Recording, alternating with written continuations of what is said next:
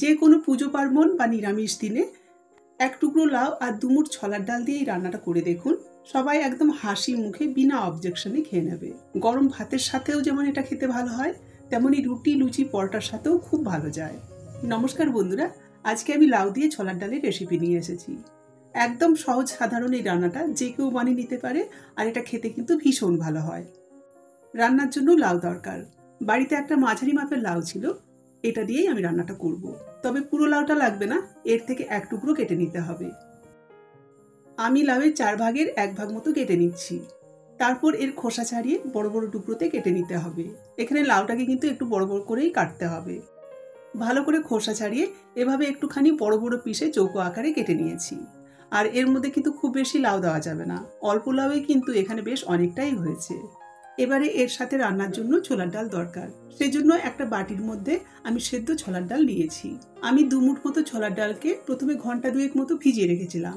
তারপর অল্প নুন দিয়ে এটাকে সেদ্ধ করে নিয়েছি। এই ডালটাকে কিন্তু খুব বেশি সেদ্ধ করা যাবে না, মিনিট 5-7 মতো সেদ্ধ করতে হবে। একটু শক্ত শক্ত থাকা অবস্থাতেই নামিয়ে নিতে হবে। এই যে দেখুন, একটু প্রেসার দিতে কিন্তু তারপর ডালটা ভাঙছে। এবারে আমি রান্নাটা বসাবো। প্রথমে গ্যাসে কড়াই বসিয়ে এর মধ্যে 2 টেবিল চামচ মতো সর্ষে তেল দিচ্ছি। তেল গরম হলে ফোড়ন দেব তেজপাতা, 2 টুকরো দারচিনি, 2টো গোটা এলাচ, 2টো শুকনো লঙ্কা আর হাফ চা চামচ মতো গোটা জিরে। এবার ফোড়নটাকে কয়েক সেকেন্ড নেড়ে নেব। ফোড়ন ভাজার সুন্দর গন্ধ আসলে জাল কমিয়ে এবারে আমি এর মধ্যে আদা আর কাঁচা লঙ্কা বাটা দিচ্ছি। এখানে আমি 3টে কাঁচা লঙ্কা আর 1.5 ইঞ্চি মতো আদাকে বেটে রেখেছিলাম, এটা দিয়ে দিলাম। এবার এর মধ্যে কিছু শুকনো মশলা দিতে হবে। দিয়ে দিলাম 1 চা চামচ মতো জিরে গুঁড়ো, আর রঙের জন্য দিচ্ছি হাফ চা চামচ মতো শুকনো লঙ্কা গুঁড়ো, আর দিচ্ছি হাফ চা চামচের একটু বেশি হলুদ গুঁড়ো। এবার ওই প্লেটটা ধুয়ে একটুখানি জল এই মশলার মধ্যে দিয়ে দিলাম। এবারে মশলাটাকে বেশ কিছুক্ষণ ভালো মতো করে কষিয়ে নিতে হবে। কিছুক্ষণ মশলা ভেজে নেওয়ার পর এবার এর মধ্যে আমি পরিমাণ মতো নুন দিয়ে দিচ্ছি। এতে চিনিও দিতে লাগবে, তবে এখন দিচ্ছি না, এটা পরে দেব। তারপর মশলাটাকে আরও কিছুক্ষণ কষিয়ে নেব। কিছুক্ষণ মশলা কষে তেল ছাড়ার পর এর মধ্যে আমি খানিকটা কোরানো নারকেল দিয়ে দেবো। আমি 1 মুঠ মতো কোরানো নারকেল দিলাম। এবারে মশলার সাথে কোরানো নারকেলটাকে বেশ কিছুক্ষণ কষে নিতে হবে। কিছুক্ষণ পর মশলার জলটা যখন একদম শুকনো হয়ে যাবে আর নারকেলটাও বেশ ভাজা ভাজা হয়ে যাবে, তখন এর মধ্যে আমি কাটা লাউগুলো দিয়ে দেব। এখানে কিন্তু লাউটাকে আর আলাদা করে ভাবানোর দরকার নেই, এটা মশলার সাথে কষিয়ে একবারই রান্নাটা হবে। লাউ দিয়ে মশলার সাথে বেশ কিছুক্ষণ কষিয়ে নিতে হবে। মশলা যখন সব লাউয়ের গায়ে ভালো মতো করে মিশে যাবে, তখন এটাকে ঢাকা দিয়ে দেবো। তারপর জাল মাঝারি করে এটাকে 7 থেকে 8 মিনিট মতো রান্না করতে হবে, যাতে লাউটা ভালো মতো করে সেদ্ধ হয়ে যায়। এর মধ্যে জল দেওয়ার দরকার নেই, লাউ থেকে যে জল ছাড়বে তাতেই এটা সেদ্ধ হয়ে যাবে। এবারে ঢাকাটা খুলে নিলাম।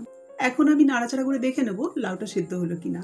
দেখেই বোঝা যাচ্ছে লাউ সেদ্ধ হয়ে গেছে, কারণ লাউয়ের টুকরোগুলো বেশ স্বচ্ছ দেখাচ্ছে। তবুও খুন্তির সাহায্যে একটা লাউয়ের টুকরো আমি কেটে চেক করে নিচ্ছি। এই যে লাউটা ভালো মতোই সেদ্ধ হয়ে গেছে। এখন আমি এর মধ্যে ভাপানো ছোলার ডালটা দিয়ে দেবো। তারপর আরো 2 মিনিট মতো ছোলার ডালটাকে লাউয়ের সাথে কষিয়ে নিতে হবে। কিছুক্ষণ কষানোর পরে দেখবেন লাউয়ের মধ্যে যে ছিপছিপে জলটা ছিল সেটা ছোলার ডাল একদম টেনে নিয়েছে, আর বেশ শুকনো শুকনো হয়েছে, মানে ভাজা ভাজা হয়ে গেছে। তখন এর মধ্যে জল দিতে হবে। আমি যে বাটির মধ্যে 1 বাটি ডাল নিয়েছিলাম, ওই বাটিতেই 2 বাটি মতো জল দিচ্ছি। এতে কিন্তু ছোলার ডাল সেদ্ধ হয়ে একদম গলে যাবে না, সেই হিসেবে জল দিতে হবে। জল দিয়ে ভালো করে নেড়ে নিয়ে এর নুনটাকে চেক করে নিতে হবে। পরিমাণ মতো নুন দিয়ে দিলাম, সাথে দিচ্ছি 1 টেবিল চামচ ভরে চিনি।